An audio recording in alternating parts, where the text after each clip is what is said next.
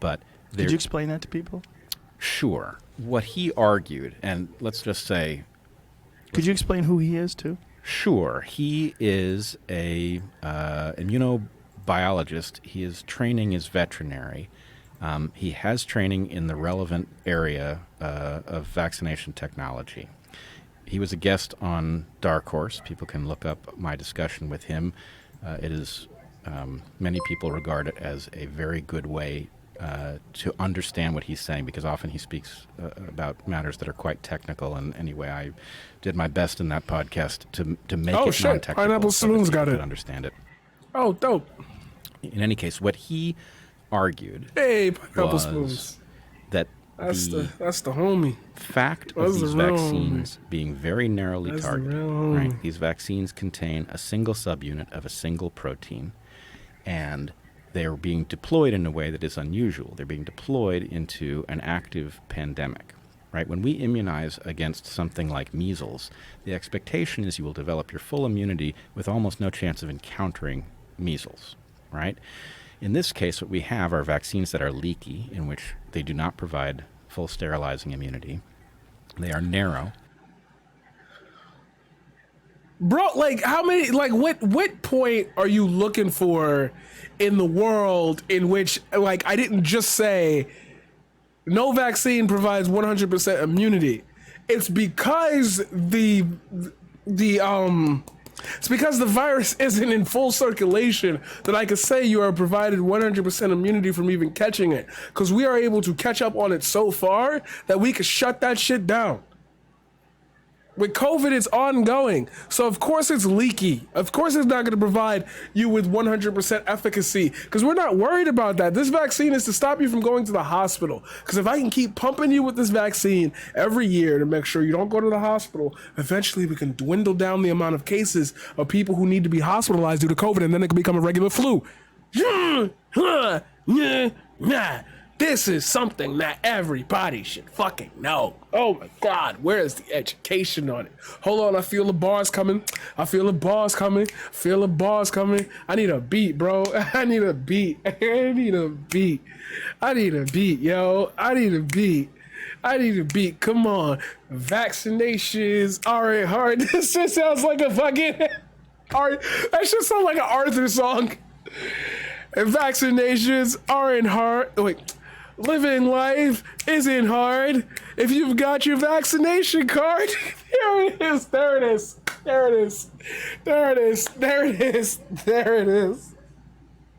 it fucking is. I fell down the cringe hole. I am tumbling like Alice in Wonderland, and I'm coming out the other side at like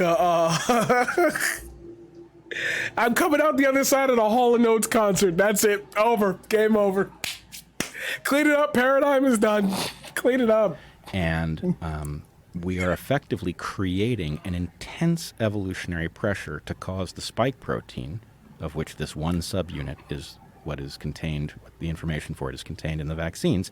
We are putting intense evolutionary pressure on it to change so that the antibodies and other immune cell recognition mechanisms that are trained by the vaccines are incapable of finding the pathogen when it gets in. This is what causes breakthrough cases, that the immunity that's been created is evaded by the pathogen, and if the pathogen changes, that is more likely. And so what he said was, if you vaccinate into an active pandemic with vaccines like this, what you will get is a evolutionary pressure for a radiation of variants, an evolutionary radiation of different molecular signatures, changes in the spike protein, that will then cause the vaccines to be less and less effective at producing immunity, which is exactly what we see. So he predicted this? Absolutely.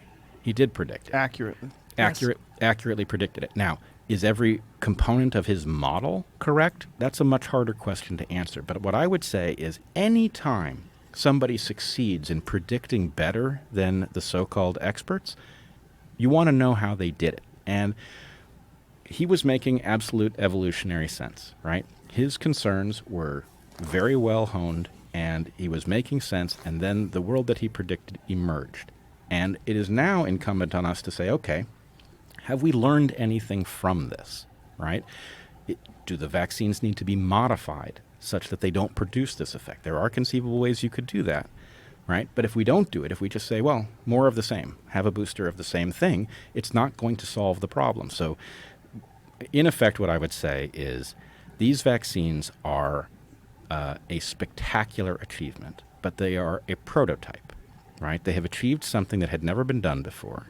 Technologically, that's remarkable, but they were not ready for prime time, and they have failed to produce lasting immunity. They have produced very narrow immunity.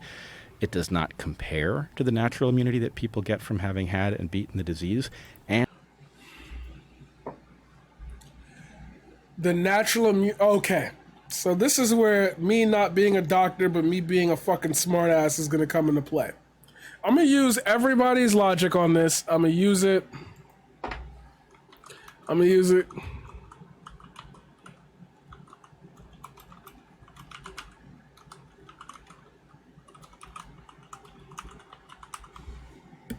I'm going to use it for the sake of, I'm going to use it for the sake of using it.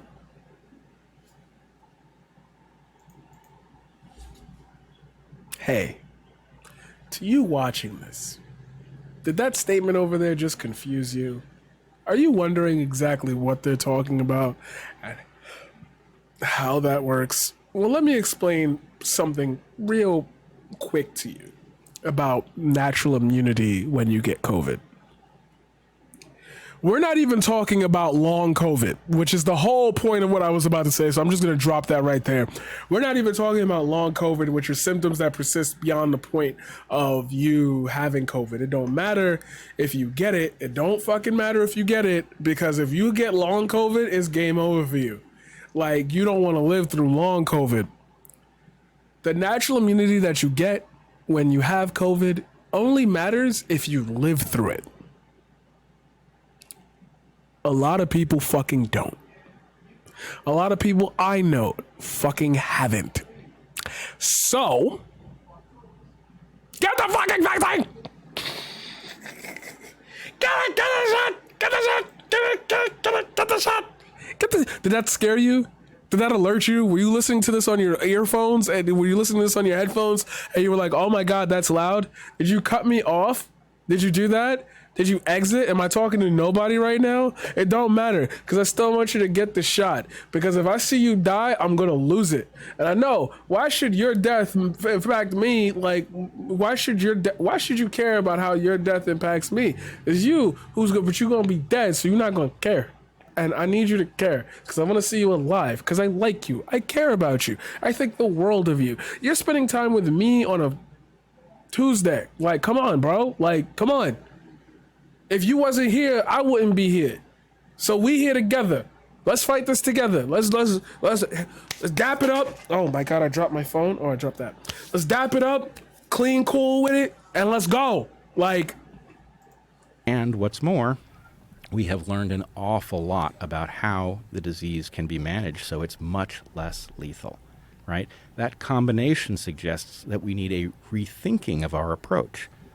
And, you know, it is impossible to prove, but based on what people who have successfully treated the disease and have successfully predicted events like the proliferation of variants are telling us, it does seem that we now have the tools at our disposal to manage this crisis and do away with it, which I don't know why we don't do that, but it is at least worth noting that were we to successfully manage it, it would interrupt a huge flow of revenue into this brand new pharma market. Oh, is that the reason that we don't do it? I don't know. But it's we, interesting the to think public, about need to it. recognize our interests are not being served by the public health apparatus. Oh it is my making God. errors that it doesn't need to make. Oh and that, my God. has implications for all of our individual health and our collective well-being that require a rethink. Watch.